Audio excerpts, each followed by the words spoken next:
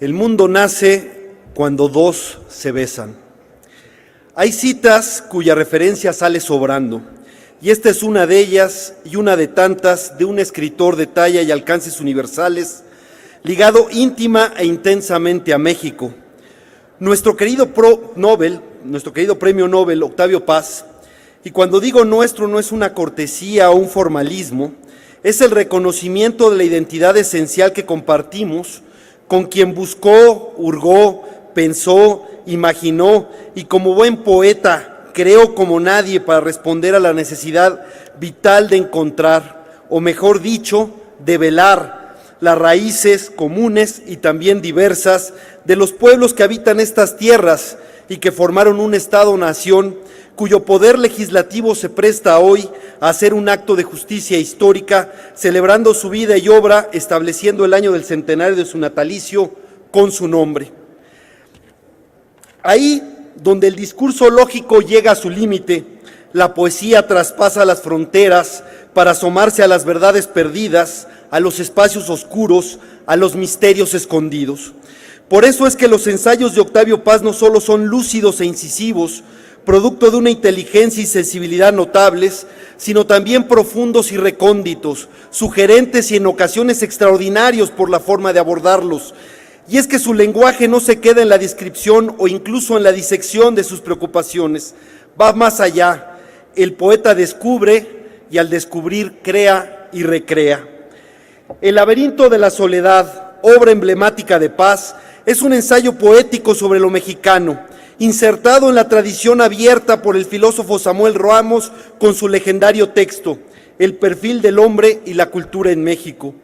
Más allá de las máscaras, las simulaciones y los simulacros, Paz observa nuestra histórica y fatal soledad como sino en una búsqueda infructuosa por la comunión perdida, recobrando de pronto en momentos límite y apoteósicos, como la fiesta o la revolución que tanto lo marcó intelectual y vitalmente, recuperando por supuesto esa comunión perdida que tanto lo obsesionaba y la que buscaba con ahínco. No podía ser de otra manera siendo nieto de un intelectual liberal que peleó en la Reforma y contra la intervención francesa, don Irineo, muy cercano a él en su infancia e hijo de un abogado zapatista llamado también Octavio. Cito a su compañero editorial, amigo y biógrafo, Enrique Krause. Imagínate un filósofo griego, un tribuno romano, un humanista del Renacimiento, un poeta metafísico, un sabio de la Ilustración, un revolucionario girondino, un rebelde romántico, un poeta del amor, un anarquista natural, un héroe de la razón, un politeísta secular, un fervoroso socialista, un socialista desencantado, un incómodo liberal, un crítico apasionado. Todas esas corrientes de civilización y muchas más, asumidas, encarnadas, recreadas por una sola persona. Eso es aproximadamente Octavio Paz. Quiero centrarme en una de sus identidades esenciales, inseparable, por cierto, de todas las demás. Su compromiso político, ese que lo llevó muy joven al Congreso de Escritores Antifascistas en Valencia durante la Guerra Civil Española. Octavio Paz es, para usar el nombre de una de las revistas que dirigió, el hijo pródigo de la izquierda que nunca se fue, a pesar de que algunos malquerientes insistieron en decretar su expulsión de ese paraíso por haber mordido la manzana prohibida de la heterodoxia. Octavio Paz, buscando la autenticidad, no podía dejar de ser auténtico. Por eso sus ideas no eran fijas y por lo mismo no pontificaba. Al contrario, como buen polemista las ponía a prueba y las revisaba y en lugar de eludir el debate, lo propiciaba. Hombre de una crítica filosa, su honestidad intelectual lo llevaban constantemente a la autocrítica y por supuesto que eso incluyó también sus posiciones políticas. Una en especial lo atormentaba en virtud de su formación marxista. El silencio frente a los crímenes de Stalin, los tristemente célebres procesos de Moscú llevado a cabo en los 30s, silencio que lo atormentó en carne propia en aquel congreso ya citado, cuando se presentó el resolutivo para anatemizar a André Gide por haber denunciado las atrocidades de quien en su megalomanía se hacía llamar padrecito de los pueblos.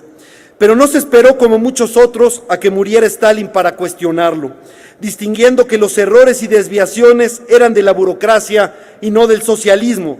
Suyos, muy suyos, decía Paz. De ese socialismo traicionado por la burocracia.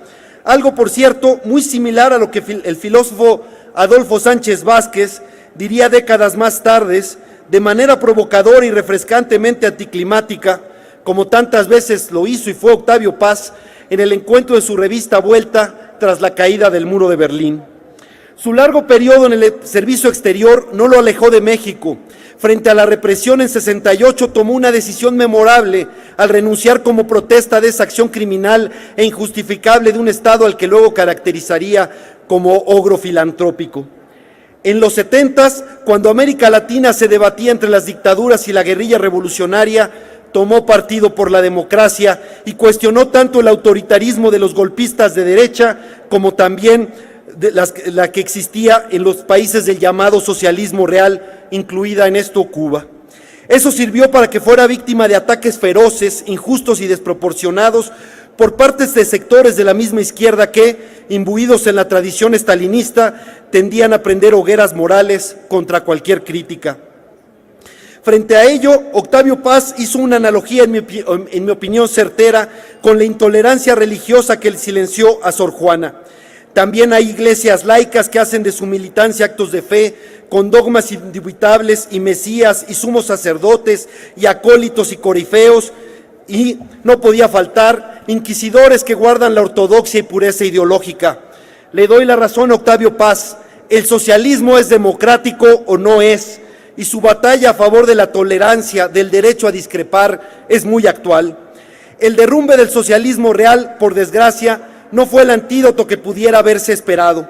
La intolerancia, el fanatismo y el sectarismo han resurgido con fuerza.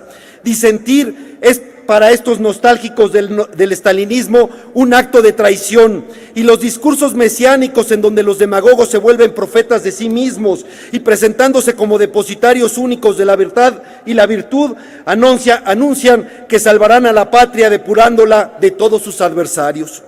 Una pregunta ética deja Octavio y que hoy nos interpela de cara a lo que hoy sucede en Venezuela. La lucha contra el imperialismo justifica el autoritarismo, la represión y las violaciones a los derechos humanos. Mi respuesta sería no, pero entiendo que alguien pudiera pensar distinto.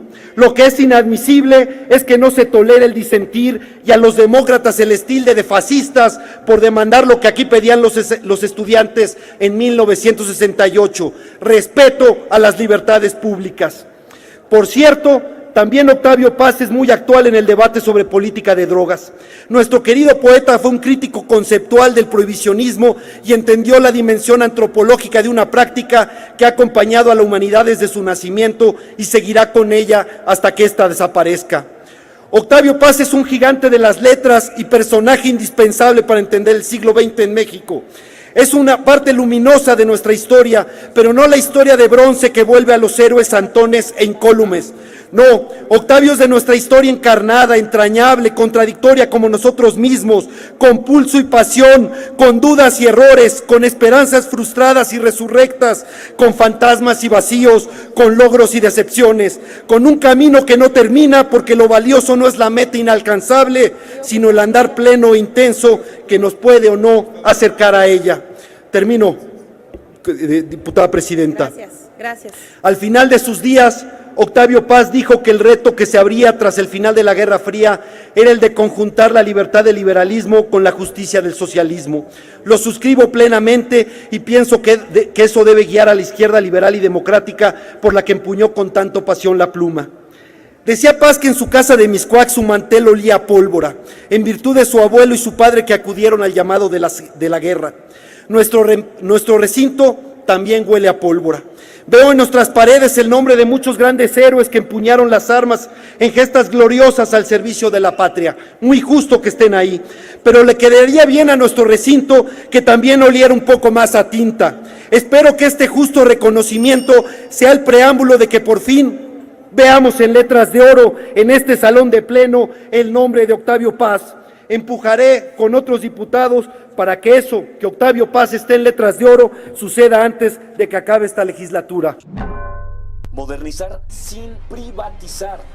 Defendamos Pemex, el petróleo es nuestro. Conoce la propuesta y síguenos en nuestras redes sociales. Infórmate.